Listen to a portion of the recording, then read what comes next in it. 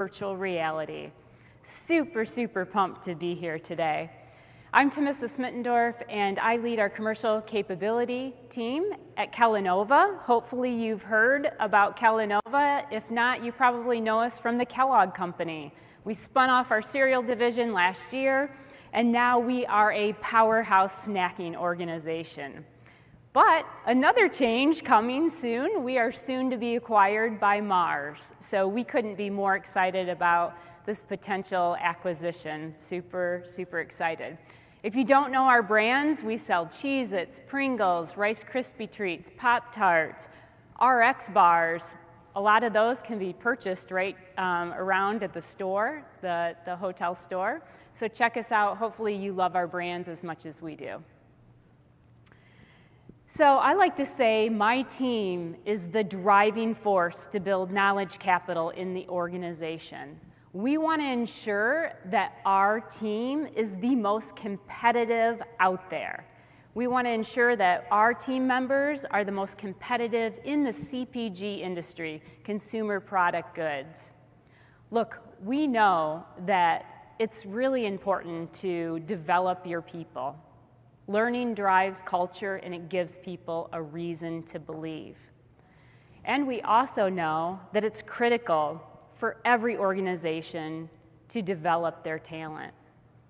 Quite frankly, that's how you reach your priorities, is developing your people. Extremely important. We want all of our people to learn, grow, and thrive. So why virtual reality? Well, we had a problem to solve, and let me give you a little bit of background story. We used to bring our new sales reps into our headquarter building, and across the street we had this huge grocery store with products, everything in it. And if you can imagine, we had our whole learning and development team in the back. We had cameras set up everywhere in the grocery store. One person tracked eye movement of where the retail rep was looking for opportunity for display space in the store. Another one was listening to the conversation with the store manager. Another one was listening to what he was saying as he was walking the store and looking for opportunities.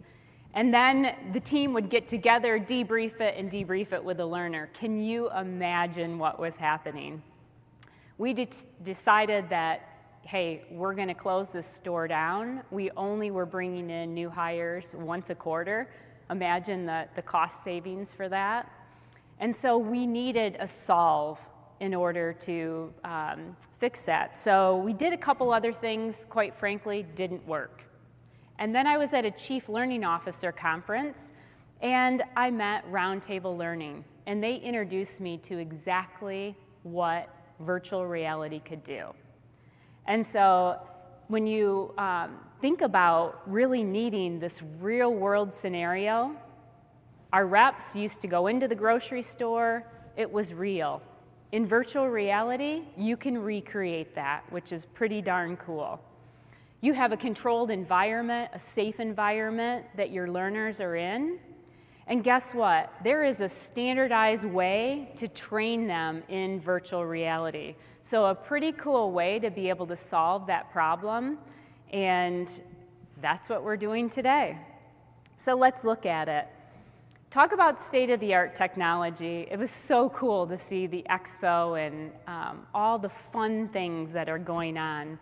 For us, it was all about creating that real-world scenario and making sure that the learners are in the headset. It's as if they were dropped into the grocery store. So the scenarios work, and they really feel like they're in a safe environment to learn. And that's so important for people nowadays, to make sure that they really feel like they can learn and thrive in that safe environment. And it builds confidence. So, we just heard about how important it is for the confidence building, and VR does that for you. So now I'm going to take you on a walk as if you are the learner, and you're going to get, as if you're in the headset, and you'll be able to see what our learners experience. There's no volume to this, or there's no talking. I'm going to talk you through it. But just imagine that you're putting the headset on and that you have just started as a retail sales rep with Kellanova. So you're going to be going out into grocery stores, servicing our grocery stores, upselling to the stores, and I'll walk you through how that's going to work. You ready? Yep. Okay, here we go. Let's see if this works. Perfect. We start out at the store entrance. And as you enter the store, you can see what our learner is seeing. And we have a dedicated route through the store. It's an 8-step store call process that they're learning. They all have iPads with them. As they walk the perimeter of the store, they're looking for opportunities. They're assessing how the store's looking. You can see they're looking at all different directions for opportunities. If there's a display that's sold down, they'll look for an opportunity to upsell that display. They'll walk through, they'll look for what the competition is doing. There are eyes and ears that are in every grocery store across the US every single day. So they go on this guided path. They walk the perimeter, look for things. They're going to go eventually into the center store, into the aisles where our product's at. You can see right now that they're placing product and looking for just what's out of stock and making sure that they're looking at their iPads to then go back to the store manager and be able to tell them the situation that they've assessed in the store. So it's really important for our reps to understand what that center store looks like and the gold standard of what those shelves should look like. And so the shelf is the gift that keeps on giving. And so we want to ensure that our product is there for consumers like you to get down the aisle and be able to purchase it. That's really important. You can see that through here, they're looking at the product and doing some things with rearranging how the shelf is just to be able to show that. Through this scenario, you'll see that as they upsell, they take their iPad out, and we have proprietary insights within those iPads. And what it does is it tells the rep all about what's happening in that store, the consumers that shop that store, and helps them to upsell at store level. So what you might have saw as I was going through there were some safety hazards that the rep would come up against, and we want to ensure that they see those safety hazards and actually report those back or take action, because safety is incredibly important to us, and we want every sales rep to understand their surrounding. So as they go through the experience in the headset, there's all these different things that they're learning throughout it.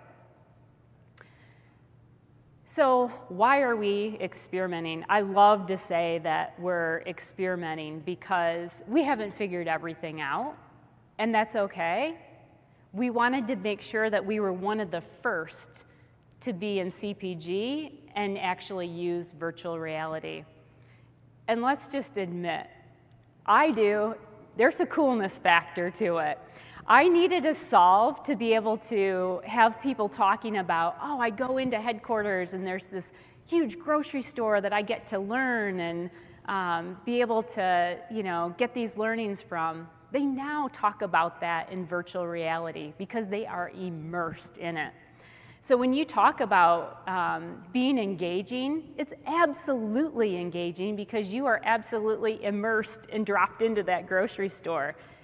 And as you all know, the best part for me is that there is no multitasking when you are in a headset. I can tell you they are focused as they're learning. The next thing is all around, beyond the engagement, the retention. And we believe that the retention is absolutely there. No one talks about what I learned in a PowerPoint, page 4, whatever it is. Our learners are talking about what they learned when they come out of that headset.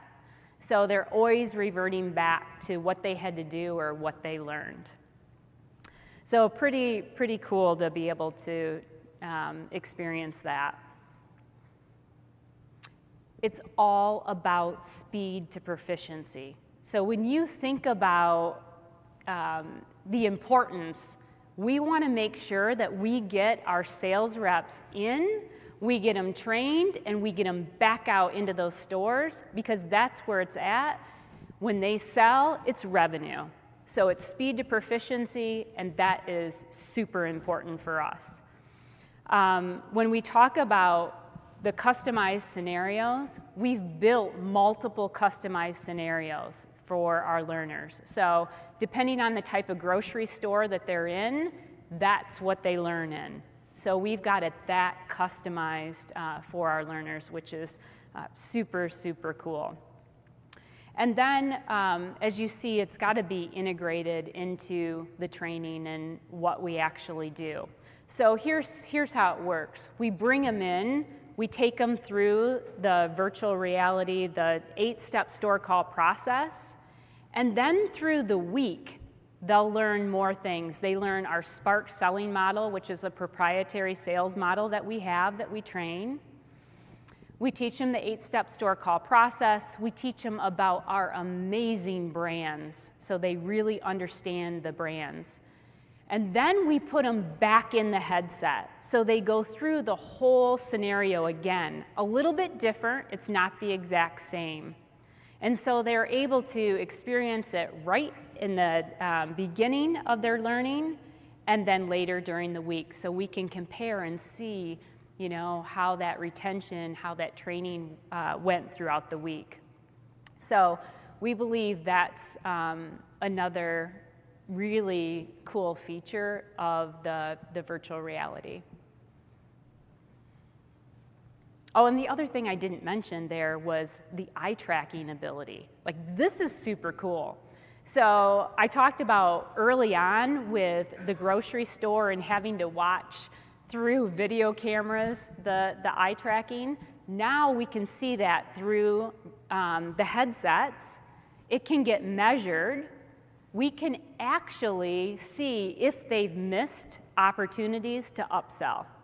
And so that is really cool. If we see from the very first time to the second time that they're still missing opportunities to upsell, we can then tailor a communication back to the hiring manager and let them know, hey, on your next work with, make sure that you are seeing that they are selling in crackers next to the cheese or whatever the opportunity is for that. So that's a super great feature for us to be able to take back to the hiring managers. Again, that upselling opportunity, any missed upselling opportunity, that's all revenue. So here's some statistics from our very first pilot of the first time they were in the headset to going through the training to the second time they were in the headset. You can see that they identified almost 50% of shelf and out-of-stock issues. Again, missed sale, missed revenue. So super important. Then they identified 75% of those safety issues and resolved them. But that's not good enough. We need 100%, because I said safety is top of mind for us. And then, this is really exciting, 25% increase in upselling opportunities with those displays, and that's what we want. We want to make sure that anytime they see opportunity in the stores, that they get that. And so hopefully that number just continues to increase. But these were literally the first pilot that we did in the headsets. So let's talk a little bit about ROI and cost analysis. Obviously, the first time you roll it out, you know, there's a lot of really good ROI there, because you close down a big store like that, you're not funding that. We're not printing off binders of information like we used to. And so right up front, you're going to have those cost savings. But then after that, you've got to figure out where are those cost savings and where's that speed to proficiency. And I'll just be honest, we've got opportunity in this area. And we're here trying to learn from everyone of what those other opportunities could be. Again, it is about measuring behavioral change. And I like to say, learning drives culture. It gives people a reason to believe. Invest in your people and you will get to those measurements. You will get to the ROI. We have surveys that we do through culture surveys and all different surveys that we do for our learners to ensure that they're really feeling valued and that we are investing in them. And I thought I would share a few best practices with all of you. And so the very first thing that I would say is, if you treat this as an experiment more around your experimenting, you don't have all the answers right up front, bring your leaders along on the journey because that's so important for them to understand where you're going with that journey. And I've heard this over and over again, make sure that you're bringing your IT group along as well. It doesn't hurt to be BFFs with the CIO, I'll tell you that much. But, we're fortunate our CIO is just a huge fan of what we do, and legal as well, quite honestly. And so those are very important people to bring along on your journey and make sure early on they understand what you're trying to deliver. The next thing would be, make things evergreen. So hopefully you don't have to change things in the headset, every couple years. That would be optimal, right? Well, we didn't know we were going to spin off our cereal business and have to change a little bit of our store walk. And who knows, with Mars, it'll be great to see if we're in the candy aisle soon. So just try to make sure that you're keeping those evergreen. Partner with an amazing vendor that can really lean in and help you solve your problems. Roundtable Learning, we've partnered with them, and they've been absolutely amazing to really help guide us and give us that information when we need it, and just really be great partners. And so I definitely value our partnership and certainly appreciate everything that they have done for us. The other thing I would say is, Brad Prentice from my team is actually here. He's the rock star on my team that actually implemented this stuff. So if you have very detailed questions, Brad's the one to talk to. I get to come up with the ideas. But Brad did a really nice job with making sure that as he was creating this experience, he really leveraged other partners like our business employee resource group. They are a great diverse group to really give you feedback along the way. We have a learning advisory board that he was able to connect with and get feedback with. It just makes the whole experience better when you have that diverse thought and they can give you that feedback before you even go to roll this out. So a great way to really lean in to all these different groups that you have internally. And finally, I would say, if we haven't connected, let's connect. It's always great. Brain Exchange does an amazing job with this summit. And we should lean in and learn from each other, because that's the whole thing for, looking at new technology and just really understanding where we can go, what we can do. Let's connect and share best practices and really continue to advance our learning agendas, advance the experience our learners get to have in these headsets and this immersive experience. And with that, we have a few minutes for questions. Questions? Yes, please. If anyone's got a question, put their hands up. Yeah, would love to. Questions, comments? Just say your name and company. Paulo Ross from Ericsson. So I love what I see because, you are showing what you have done and the results. were the KPIs that you displayed to us intent from the get-go, or there was something that you guys detect in the end? Oh, the KPIs, those actually came from the dashboard that we got, yeah. But did you design with those KPIs in mind? With those success KPIs in mind? That was the outcome you were looking for at the moment that you design, or that happens as a consequence of good work? Yeah, so the KPIs are actually all aligned back to our business priorities. And so if I said that wrong, Brad, correct me. But we always align back to the business priorities, the greater priorities, as well as for this retail sales, our sales priorities. Good question. Jeff, you got to have a question, right? No, this. Hi, my name is Reza Paul. I heard a talk earlier yesterday about qualitative and quantitative data, specifically about like the cool factor. What are kind of like general reactions you get from people, especially like older audiences that have never tried VR before? Do they love it? Are they hesitant? Oh my gosh, this is an amazing question because I forgot to even mention this. First of all, younger learners, they've grown up with tech. This is all they know. And gamification, that's everyone almost expects that. But we actually have at least 4 different generations when we have retail new hires come in. And so the great thing is, no matter the generation, every single one has loved the headset and the experience of it being so immersive.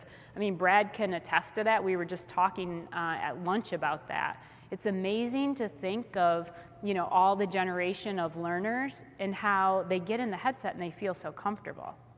So now we have a video for learners to watch if they don't feel comfortable in the headset. And we only keep them in there about 20 minutes, 25 minutes at the longest, because like me, I start to almost get a little sick to my stomach if I'm in there too long. But we find that 20 minutes is like optimal.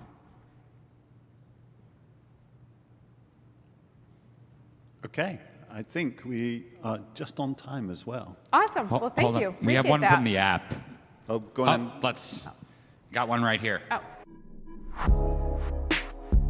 The content does not leverage hand tracking. Is there any specific reason why you went for a controller versus hand tracking?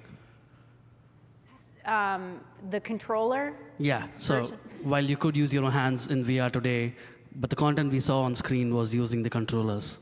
Yeah, we use the controllers, but the headsets are actually set up so we wouldn't necessarily have to use the controllers. And quite frankly, after seeing what we saw at the expo today, I think we're going to move away from the controllers and just use our hands, literally. Like, this was priceless to be here and see and experience that. Yeah. Awesome. Thank you so much. Appreciate it. Thank you very much.